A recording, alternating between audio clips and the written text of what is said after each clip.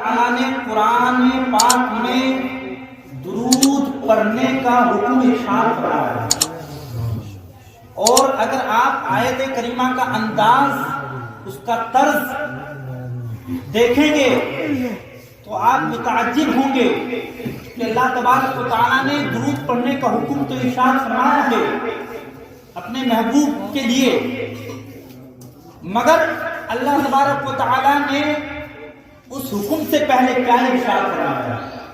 اللہ فرماتا ہے ان اللہ و ملائکتہ یصلون علی النبی یا ایھا الذین آمنوا صلوا علیہ وسلموا تسلیما۔ ایک مرتبہ درود پاک صلی اللہم صلی علی سیدنا محمد وعلی سیدنا محمد علماء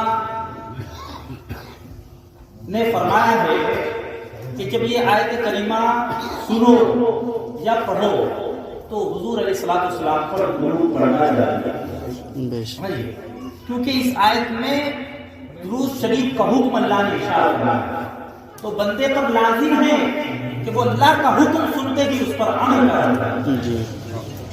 اب اس کا ترجمہ سنیے، اللہ تبارک و تعالیٰ نے اس آیت کریمہ میں کیا حکم ارشاد فرمایا؟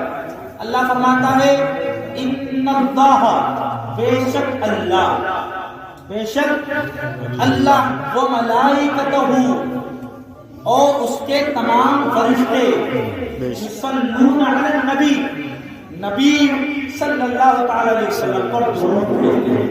کیا کرتے ہیں؟ اللہ بھی اور اس کے سارے فرشتے بھی کیا کرتے ہیں؟ درود بھیجتے ہیں۔ یہ میری اپنی بات نہیں ہے بلکہ قرآن کی بات ہے، یہ اللہ کی بات ہے۔ فرماتا ہے یصلون علی النبی، اللہ بھی اور اس کے فرشتے بھی درود بھیجتے ہیں خیر بتانے والے نبی پر، یا ایھا الذین آمنوا، اے ایمان والو۔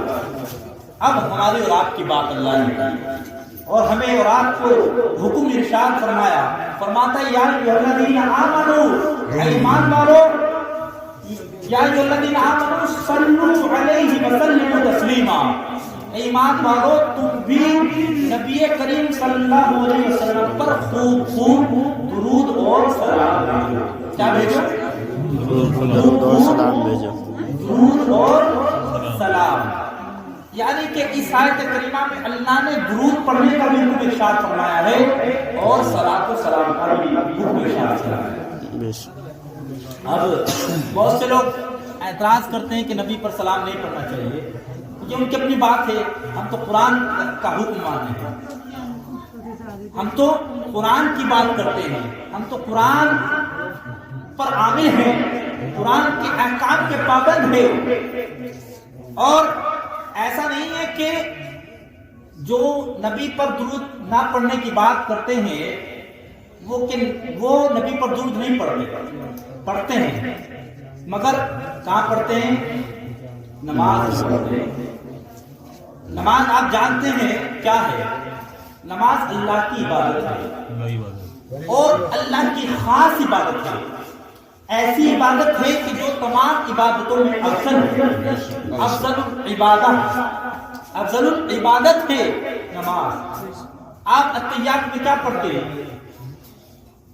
اللہ تبارک و تعالیٰ پر تحیت، اللہ کے لیے تحیت بیان فرماتے ہیں، کہتے ہیں التحیات للہ والصلوات والطیبات السلام علیک ایھا النبی۔ کیا کہتے ہیں؟ السلام علیک۔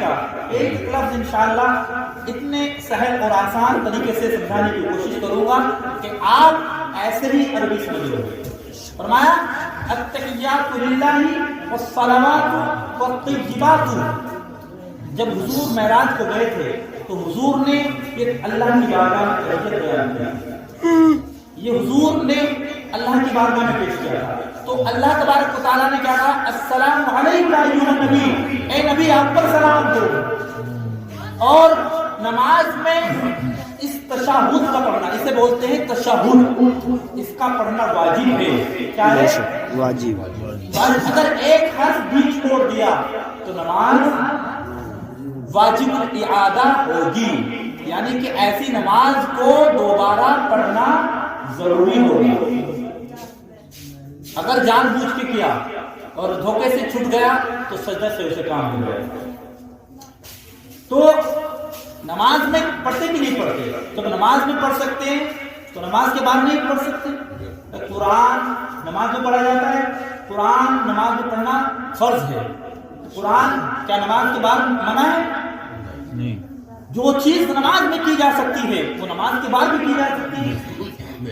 نماز میں ایک مقید پوزیشن ہے کہ آپ کو اس طریقے سے بیٹھنا ہوگا, اس طریقے سے پیر کو رکھنا ہوگا, اس طریقے سے ہاتھ کو رکھنا ہوگا, اور اس طرح ایسی جگہ پر نظر رکھنی ہوگی.